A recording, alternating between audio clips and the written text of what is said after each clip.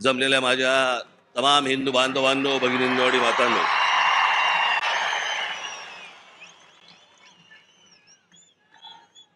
असं वाटतंय सभा सिमल्याला आहे.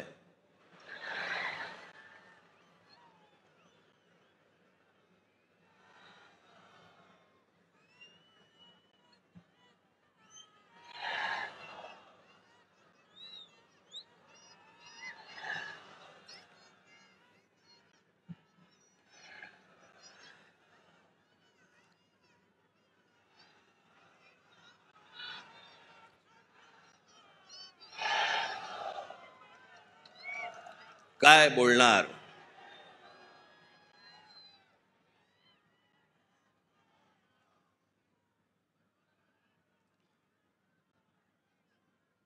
जवळपास 5 वर्षानंतर या खास करून महाराष्ट्रामध्ये निवडणुका होत आहेत.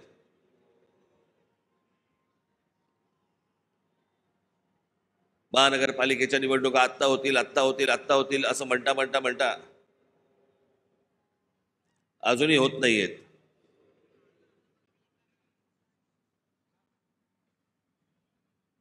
त्याच्यामुळे 2019ला ज्या निवडणुका झाल्या त्याच्यानंतर आज 2024ला निवडणुका होत आहेत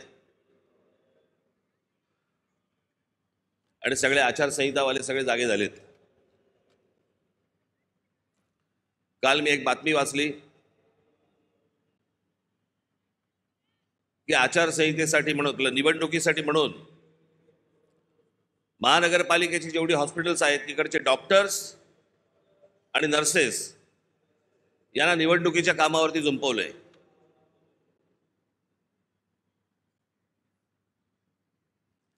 डॉक्टर काय मतदाराच्या नाडी मोजणार काय? की नर्सेस काय मतदारांचे डायपर बदलणार? ज्याच्यासाठी म्हणून त्यांची नेमणूक केलेली आहे, ज्या रुग्णांसाठी म्हणून नेमणूक केलेली आहे, तिथे ते नसावेत का? आणि निवडणुका होणार आहेत ही गोष्ट जर समजा निवडणूक आयोगाला माहिती असते ना प्रत्येक वेळेला,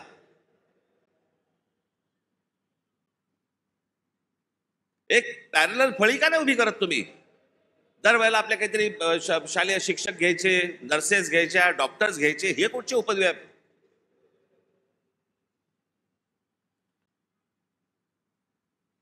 मी आपल्याला आत्ताच सांगतोय, ज्या डॉक्टरांवरती आणि ज्या नर्सेसवरती ही निवडणुकीची जबाबदारी टाकलेली असेल तिथे त्यांनी जाऊ नये. आणि ज्या रुग्णांची सेवा करण्यासाठी म्हणून तुम्ही आयुष्य घालवताय त्या हॉस्पिटलमध्ये परत तुम्ही जा, तिथे काम करा. तुम्हाला नोकरीवरनं कोण काढतं मी बघतो.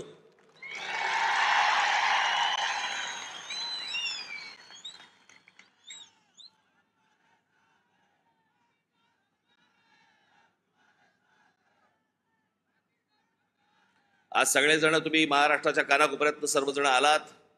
सर्वप्रथम मी आपल्या सर्वांना गुढीपाडव्याच्या मनपूर्वक शुभेच्छा देतो. आज सणासुदीचा दिवस असून देखील या अशा प्रकारच्या सभा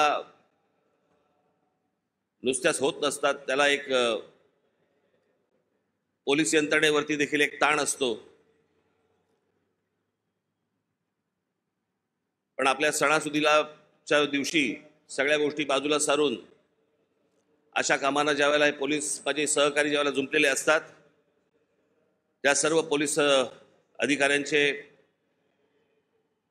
माझे कॉन्स्टेबल माता भगिनी यांची मी दिलगिरी व्यक्त करतो की त्यांना या सगळ्या याच्यामध्ये काम करावं लागतंय.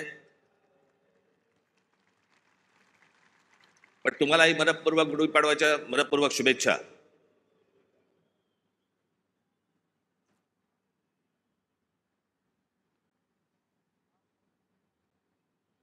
जसे तुम्ही ऐकत होतात तसा मीही ऐकत होतो. जसे तुम्ही वाचत होतात तसा मीही वाचत होतो. त्या अमित शहांच्या भेटीनंतर जे काही चक्र सुरू झाली, बरं हे आमचे बांधव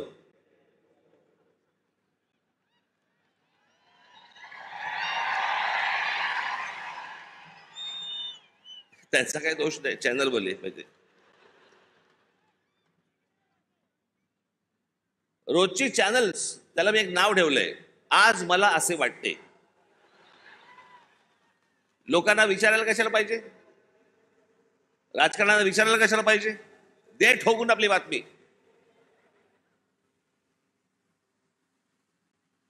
वाटेल त्या बातम्या चालू होत्या, वाटेल त्या बातम्या. मी आपला एन्जॉय करत होतो. तुम्हाला काय बोलायचं ते बोला, मला जेव्हा बोलायचं तेव्हा मी बोलीन. त्या अमित शहाना भेटायला गेलो दिल्लीला.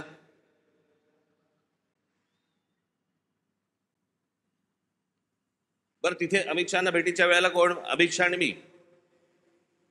तुम्हाला कुठून रे कळलं?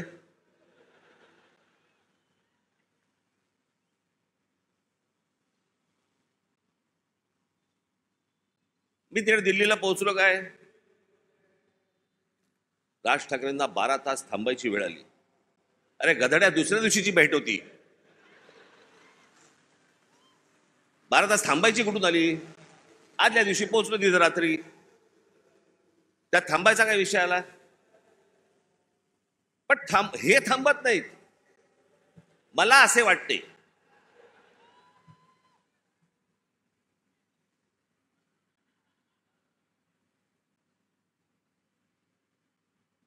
तिकडे काही पत्रकार मला भेटले.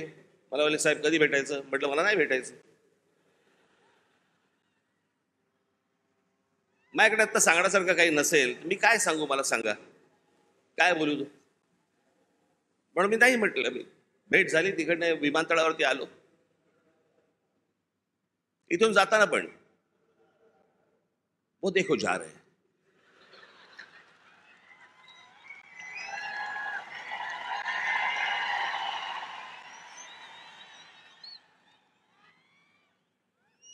हल्ली हे असतात, पूर्वी ते आचारसंहितावाले असायचे, कुठेही कॅमेरा घेऊन जायचे.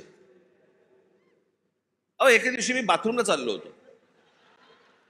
मी विनोदाने सांगत नाहीये, मी खरंच तो माझ्या मागे आला.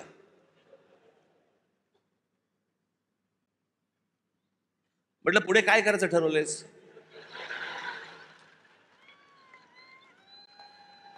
मी म्हटलं आपलं आपणच करायचंय का आपण काही सहकार्य करणार आहात?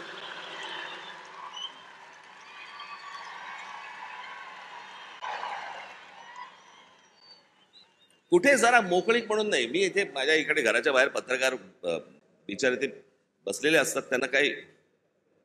मी म्हटलं अरे एखादी गोष्ट ठरली, समजा निवडणुकीच्या संदर्भात ठरली, तर मी येऊन सांगीन ना, की लपून लपून निवडणुका लढीन. कोणाला सांगू नको, मतदारांना कळवू नको मी निवडणूक लढवतोय. म्हटलं अरे जर समजा काही ठरलं तर पत्रकार परिषद घेईन, भाषण करीन, येऊन सांगेन की बाबा असं असं अशाच्या गोष्टी ठरल्या आहेत. मग त्यांच्या लक्षात आलं की आता अमित शहाच्या भेटीनंतर काय होत नाहीये, पुढे काय मिळत नाही आपल्याला. मग आपण तो एपिसोड कसा पुढे न्यायचा, मला असे वाटतेचा. मग राज ठाकरे शिंदेच्या शिवसेनेचे प्रमुख होणार. अरे मूर्खांनो, मला जर व्हायचं असतं तेव्हाच नसतो झालो.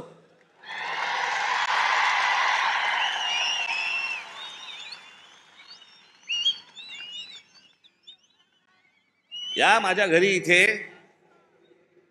जवळपास 32 आमदार, 6-7 खासदार, आपण एकत्र बाहेर पडू आणि काय मग नंतर माझा महाराष्ट्र दौरा सुरू झाला. तोपर्यंत इकडे सगळी काहीतरी बांधणी सुरू होती. मी आता काही नावं नाही घेत कोणाची. आणि ह्यांना वाटलं मी काँग्रेस मध्ये, त्याला सत्ता होती त्यांची, जॉईन होणार बाकीच्यांसारखा.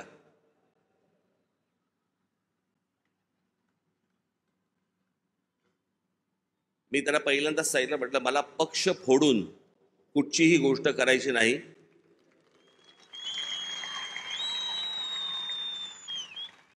आता म्हटलं माझ्या मनात विचार नाहीये, पण जर उद्या जर समजा मी काही केलं, पाऊल उचललं, तर स्वतःचा राजकीय पक्ष काढीन, पण कोणाच्या हाताखाली काम करणार नाही.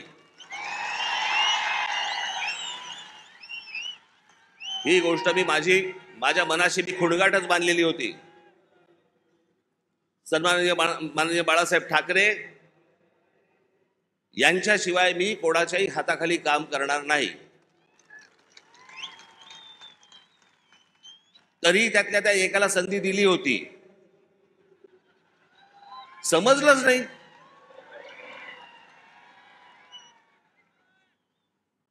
जाऊन दे, पण तो झाला भूतकाळ.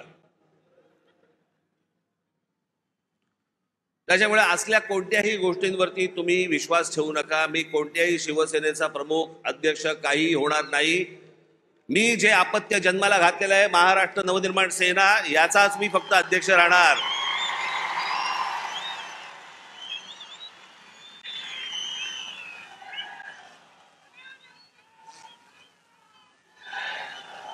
तुमच्या सगळ्यांच्या विश्वासावरती हा जो पक्ष आजपर्यंत उभा केलेला आहे त्याला 18 वर्ष झालेली आहेत. ही असली गोष्ट माझ्या मनाला शिवत देखील नाही. पण काय नाही, मी आपला हसत होतो, कारण त्यांचं काही करू शकत नाही आपण. आज मला असे वाटते, वेगवेगळ्या बातम्या वेगवेगळ्या गोष्टी येत होत्या. मी खरं तर काही गोष्टी लिहून आणल्या होत्या तेव्हा.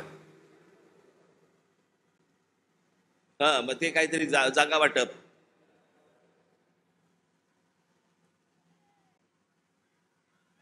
जागा वाटपाबद्दल चर्चा झाली. पण मी तुम्हाला खरं सांगू ना, मी शेवटचा जागा वाटपाच्या चर्चेला जो बसलो होतो 1995 साली,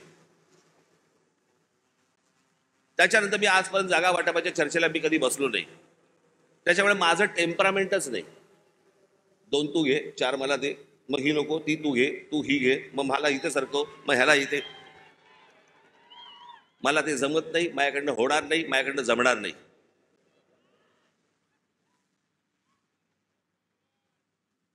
मग मला सांगितलं, आमच्या निशाणीवरती लढा. हे रेल्वे इंजिन आहे ना, हे तुमच्या कष्टाने कमवलेलं चिन्ह आहे. माझ्याकडे आयतं आलेलं नाही, सहज आलंय चिन्ह म्हणून आता मी त्याच्यावरती लढवायचं अजिबात नाही.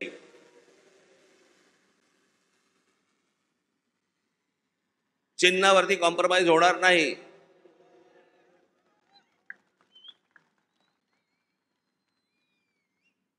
दिल्लीला गेलेले हे ठाकरे पहिलेच. पत्रकारांना माहीत नसतं, काही माहिती नसतात, जुन्या गोष्टी काही कल्पना नसते. आत्ताच्या काही गोष्टी माहिती असतात, त्याच्यावरती आपले बस रेटायचं.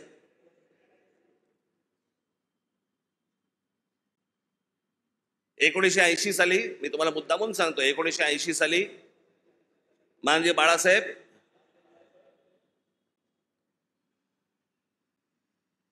हे दिल्लीला इंदिराजींना भेटायला गेले होते, संजय गांधींना भेटायला गेले होते.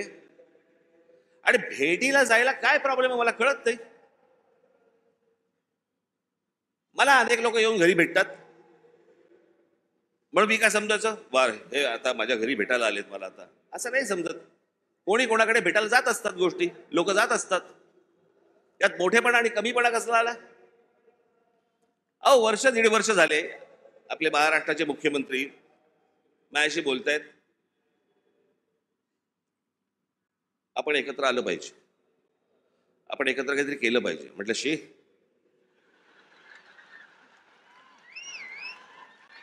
म्हटलं काय केलं पाहिजे?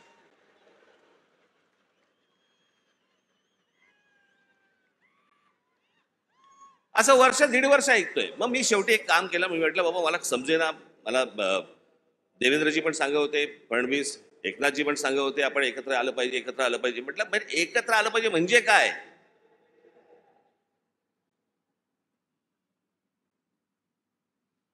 आणि मग त्याच्यात हे सगळे विषय निघाले. मग मी अमित शहांना फोन केला, म्हटलं मला जरा भेटायचं तुम्हाला. हे काय मला चाललंय मला समजत नाहीये, एकदा आपल्याशी बोलून मला काय नक्की ह्यांचं म्हणणं आहे ते मला एकदा कळलं पाहिजे. मग आमचं बोलणं झालं तिकडे. मग इथे आल्यावरती आमच्या तिघांचं बोलणं झालं. मग ते सगळं निशाणीवरती प्रकरण आलं.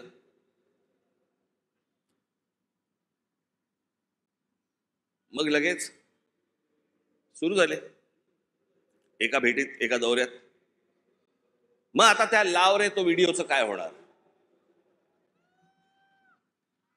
मी तुम्हाला पहिली गोष्ट एक सांगतो, थोडीशी पार्श्वभूमी देतो. माझा जन्म ज्या घरात झाला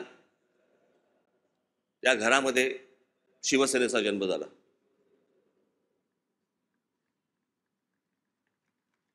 मी पहिल्यापासून जे पाहत आलो ती माननीय बाळासाहेबांची शिवसेना पाहत आलो. लहान असल्यापासून त्यांच्याबरोबर हिंडलो फिरलो, अनेक ठिकाणी गेलो, अनेक सभांना गेलो, चॅलेंज सभांना गेलो. त्याच्यामुळे माझ्या आयुष्यातला एकमेव तेव्हाचा पक्ष होता तो म्हणजे शिवसेना. 1984 साली थोडा काही काळासाठी असेल, पण 1988, 89च्या आसपास प्रामुख्याने भारतीय जनता पक्ष आणि शिवसेनेची युती झाली. आणि ती युती झाल्यानंतर शिवसेनेबरोबर जर सर्वाधिक माझे संबंध कोणाबरोबर आले असतील तर ते भारतीय जनता पक्षाबरोबर आले. आमच्या गोपीनाथराव मुंडेंबरोबर आले, प्रमोद महाजनांबरोबर आले, आमच्या नितीन गडकरीजींबरोबर आले.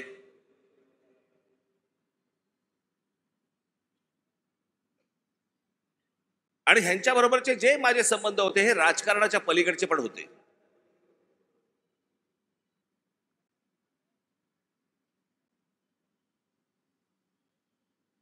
माझा संबंध कधी काँग्रेस राष्ट्रवादीत खूप नंतर, पण काँग्रेसवाल्यांशी माझा तसा संबंध कधी आला नाही. भेटी होत्या, म्हणजे पु ल देशपांडेंच्या भाषेत सांगायचं तर काँग्रेसवाल्यांबरोबर भेटी होत्या, पण गाठी पडल्या त्या भाजपवाल्यांबरोबर.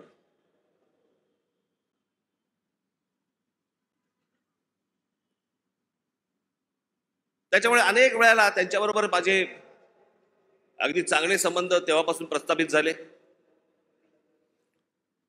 आमचे प्रमोदजी गेले, मग त्या दरम्यान मी गुजरात दौऱ्यावरती गेलो. नरेंद्र मोदी यांच्याबरोबर माझे संबंध प्रस्थापित झाले. मी गुजरात पाहिला, त्यावेळेला खूप चालू होतं की गुजरातमध्ये कशा प्रकारची प्रगती होते, कशा प्रकारची डेव्हलपमेंट होते.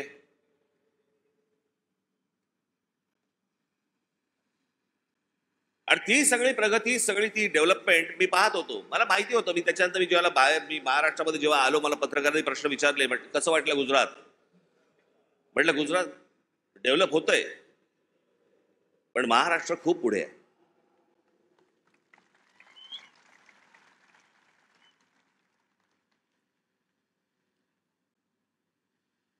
आणि मग त्यावेळेला ते जसे जसे त्यांच्याबरोबरचे संबंध माझे प्रस्थापित व्हायला लागले, एक वेळ आली या देशामध्ये राज ठाकरे पहिला माणूस होता ज्यांनी या देशाचे पंतप्रधान नरेंद्र मोदी व्हावेत असं बोलणारा पहिला माणूस मी होतो. त्यांच्याही पक्षातलं कोणी बोललं नव्हतं तोपर्यंत. मला असं तेव्हा वाटलं की बाबा आपला एक स्वतःचा विचार असतो, त्याच्यात माणसं बोलत असतात, माणसं काही गोष्टी सांगत असतात, माणसं स्वप्न दाखवत असतात. स्वप्न सत्यामध्ये उतरावीत अशी प्रत्येकाची अपेक्षा असते, आशा असते.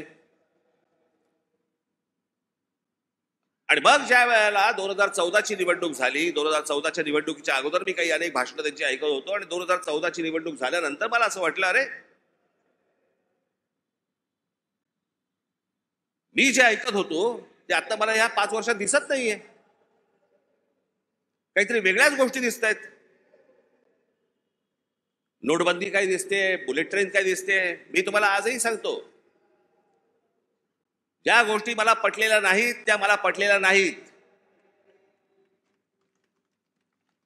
उद्या कितीही संबंध परत चांगले झाले किंवा नाही झाले तरी ज्या गोष्टी मला चांगल्या वाटल्या स्वागत करणार, ज्या गोष्टी नाही पटल्या विरोध करणार. आणि ज्या माणसावरती सर्वाधिक विश्वास असतो, 30 वर्षानंतर राजीव गांधींची सत्ता आली होती 1984 साली, त्याच्यानंतर 20-30 वर्षानंतर एका माणसाच्या हातात या देशाचं बहुमत आलं. मी विचार करतो या देशाचं काय काय गोष्टी होऊ शकतात, काय काय गोष्टी घडू शकतात.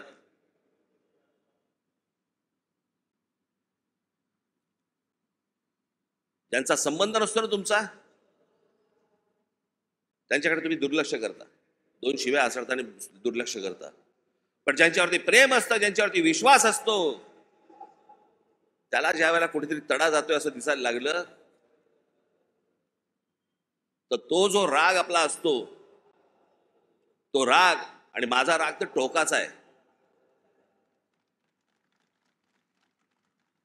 मी महाराष्ट्रावरती प्रेम करतो, महाराष्ट्रातल्या मराठी माणसांवरती प्रेम करतो, महाराष्ट्रातल्या मराठी भाषेवरती प्रेम करतो, टोकाचं प्रेम करतो.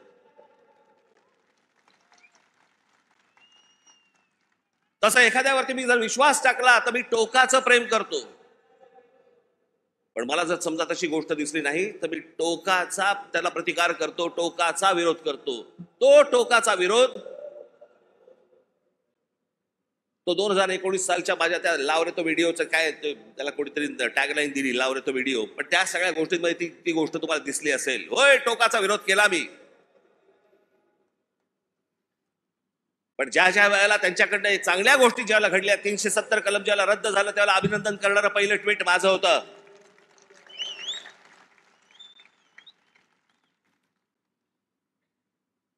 गेल्या 5 वर्षामध्ये ज्या गोष्टी चांगल्या गोष्टी घडलेल्या आहेत त्याचं अभिनंदन केलंय, स्वागत केलेलं आहे. एनआरसीच्या बाजूने मोर्चा काढलेला आहे. जी गोष्ट योग्य ती योग्य, जी गोष्ट अयोग्य अयोग्य. या देशाने अमिताभ बच्चन यांच्यावरती प्रेम केलं, मीही प्रेम केलं. पण ज्या वेळेला एक माणूस ज्या वेळेला मला असं वाटायला लागलं की अरे एका प्रांताचा विचार करतोय, मला नाही पटलं. पण त्या सगळ्या गोष्टींमध्ये जर समजा तुम्ही बघितलं तर त्याच्यामध्ये व्यक्तिगत टीका कुठेही नव्हती.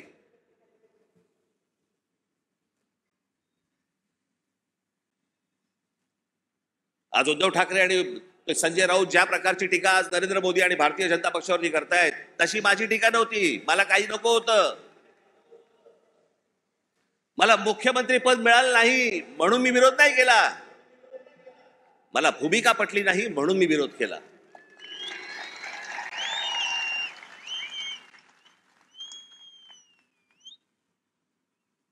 आज हे विरोधामध्ये बोलतायत. मग ज्या वेळेला मी बोलत होतो त्यावेळेला खिशातले राजीनामे बाहेर काढून माझ्याबरोबर का नाही आलात? त्यावेळेला सत्तेत तर मिळणारा मलिदा चाटत बसले होते ना.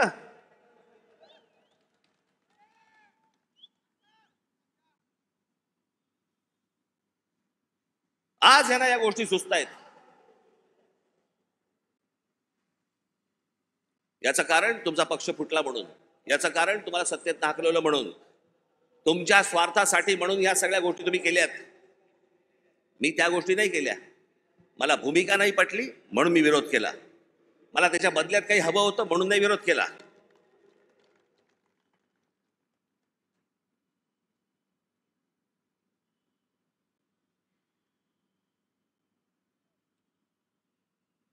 मी आज काही तुमच्यासमोर फार लंब चौडं काहीतरी बोलायला आलो नाहीये. तुमच्या ज्या काय अपेक्षा आहेत, तुम्हाला काय हवंय ते सांगण्यासाठी आणि मांडण्यासाठी म्हणून मी तुमच्या समोर आलोय आज.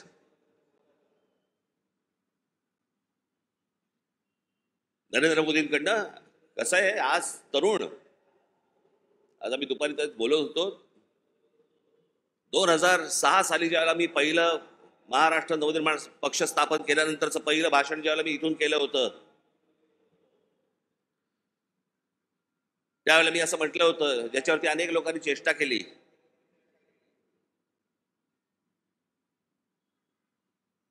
मी म्हटलं होतं की माझ्या महाराष्ट्रामधला शेतकरी हा जीन्स घालून ट्रॅक्टरवरती बसलेला मला शेतकरी मला अपेक्षित आहे, हवा आहे भविष्यात.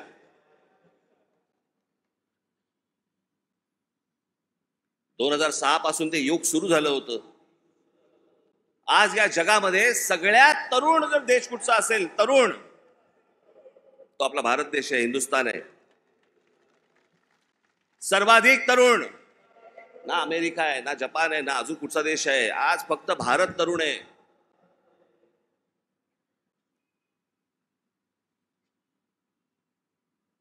या तरुणांना, या तरुणींना शिक्षणाची गरज आहे, चांगल्या शिक्षणाची गरज आहे, तंत्रज्ञानाची गरज आहे. उत्तम नोकऱ्यांची गरज आहे, उत्तम व्यवसायाची गरज आहे, त्याच्यासाठीच्या मार्गदर्शनाची गरज आहे. त्याच्यासाठी म्हणून राज्य सरकार आणि केंद्र सरकारने आता काम केलं पाहिजे. आम्ही तेच बोलतो. आता जवळपास 18 वर्षातली निघून गेली, उरले फक्त 10 वर्ष. 10 वर्षानंतर हा देश पुन्हा वयस्कर व्हायला लागणार. तरुणांची संख्या कमी होणं. माझी नरेंद्र मोदी यांच्याकडनं आज अपेक्षा आहे की बाकी सगळं सोडा, या तरुणांकडे, या भारतातल्या तरुणांकडे पहिल्यांदा लक्ष द्या.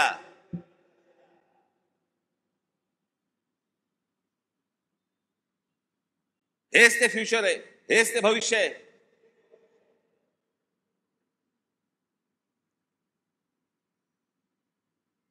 दुपारी बोलताना आमचा तोच विषय होता की बाबा हे बघ, हा काळ कधी होता. प्रत्येक देशाचा एक काळ येतो.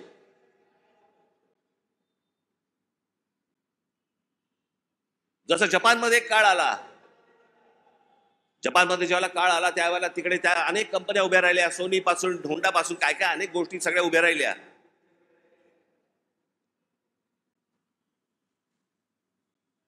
अनेक व्यवसाय उभे राहिले, अनेक व्यावसायिक उभे राहिले. ज्याला घुसळून काढणं म्हणतो ना आपण, तसं सगळं अख्खा घुसळून निघाला तो देश. आज बघा कुठच्या कुठे असा हा देश घुसळून निघाला पाहिजे. आणि तसं जर आज उद्या घडलं नाही तर सगळ्याच गोष्टींवरचा समाजाचा विश्वास उडून जाईल. या देशामध्ये दुसरं तिसरं काही होणार नाही. या देशामध्ये फक्त अराजक येईल.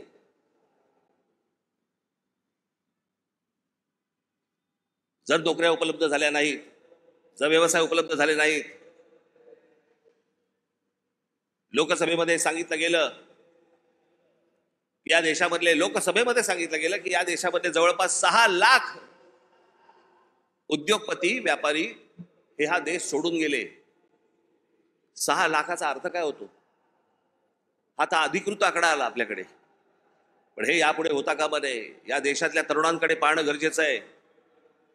महाराष्ट्र ज्या प्रकारचा कर भरतो केंद्राला, त्याच्या मोबदल्यात महाराष्ट्राला मोठा वाटा हा महाराष्ट्राला आला पाहिजे. याच्यासाठी म्हणून आज नरेंद्र मोदींकडनं माझी अपेक्षा आहे.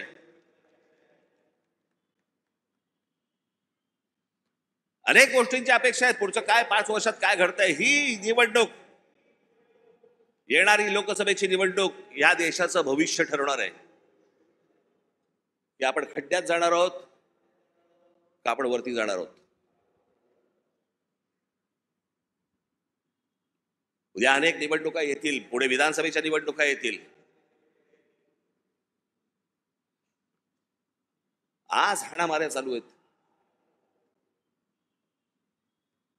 पुढच्या विधानसभेच्या निवडणुकीत तर काय होईल? कोथळे बाहेर काढतील.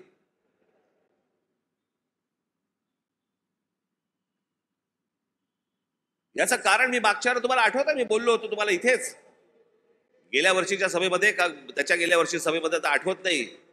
महाराष्ट्रात कॅरम चुकीचा फुटला गेलाय. कोणाच्या सोंगट्या कोणाच्या भोकात आहेत तेच कळत नाही.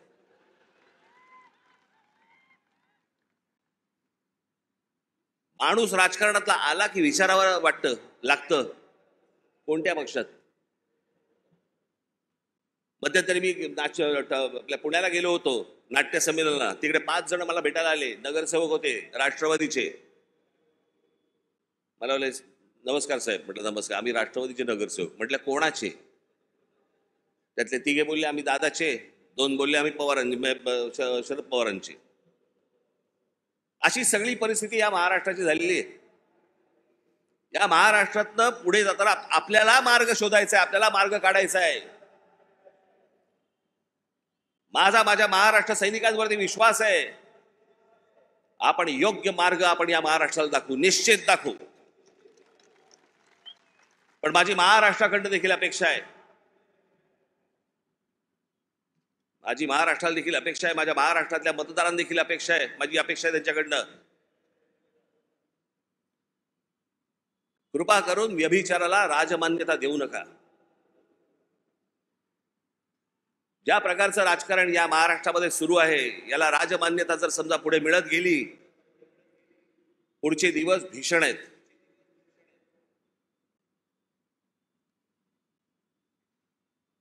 पण या आजच्या सगळ्या परिस्थितीमध्ये जेव्हा सगळ्या बाजूने मी जेव्हा पाहतो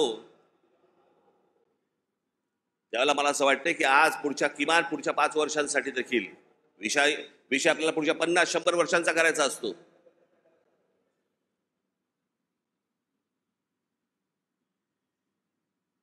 पण इथे ज्यावेळेला मी बसलो होतो, ज्यावेळेला देवेंद्र फडणवीस आणि मुख्यमंत्र्यांबरोबर, त्याच्यानंतर माझं आणि देवेंद्र फडणवीसांचं बोलणं झालं आणि मी म्हटलं की मला नको ते, म्हटलं तर मला त्या वाटाघाटी मला पाडू नका याच्यामध्ये.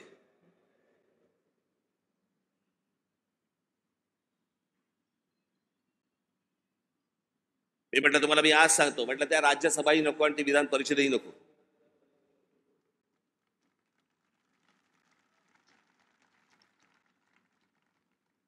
पण या देशाला चांगल्या खंबीर नेतृत्वाची गरज आहे, ज्याच्याकडनं माझ्या अपेक्षा आहेत त्याही पूर्ण झाल्या नाही तर राज ठाकरेंचं तोंड आहेच. पण या पुढच्या काही भवितव्यासाठी म्हणून खंबीर नेतृत्वाची गरज असताना म्हणून मी त्यांना सांगितलं मला काही अपेक्षा नाहीयेत. महाराष्ट्र नवनिर्माण सेना, भारतीय जनता पक्ष, शिवसेना आणि एनसीपी, परंतु फक्त नरेंद्र मोदींसाठी बिनशर्त पाठिंबा देत आहे, हे मी आज आपल्या समोर सगळ्यांसमोर जाहीर करतो. आणि माझ्या गावागावातनं सगळ्या महाराष्ट्रामधनं आलेल्या माझ्या सर्व महाराष्ट्र सैनिकांना मला फक्त एकच सांगायचंय, विधानसभेच्या तयारीला लागा, जोरात विधानसभेच्या तयारीला लागा. पुढच्या गोष्टी पुढे आपण कसलाही विचार न करता आत्ता बांधणीचा विचार केला पाहिजे आपण. आणि त्याच्यासाठी म्हणून मी तुम्हाला महाराष्ट्रभर सगळ्या ठिकाणी भेटण्यासाठी लवकरच आपल्या समोर येत आहे. आज जे काही मला मांडायचं होतं हे आपल्या समोर आज मांडलेलं आहे. उद्या अजून जर समजा समोरच्यांची पकपक झाली तर अजून माझी दारं खिडक्या उघड्या करायला तोंडाच्या मी मोकळा आहे. आपण निश्चिंत राहा, जिथून आलेला आहात तिथून व्यवस्थित जा. जाताना आपण व्यवस्थित गाडीने ज्या आलेला आहात गाड्या नीट सांभाळून चालवा. घरचे लोक आपली वाट पाहत असतील. पुन्हा एकदा मी आपल्याला सर्वांना मी गुढीपाडव्याच्या मनपूर्वक शुभेच्छा देतो आणि आपणा सर्वांची मी रजा घेतो. धन्यवाद. जय हिंद, जय महाराष्ट्र.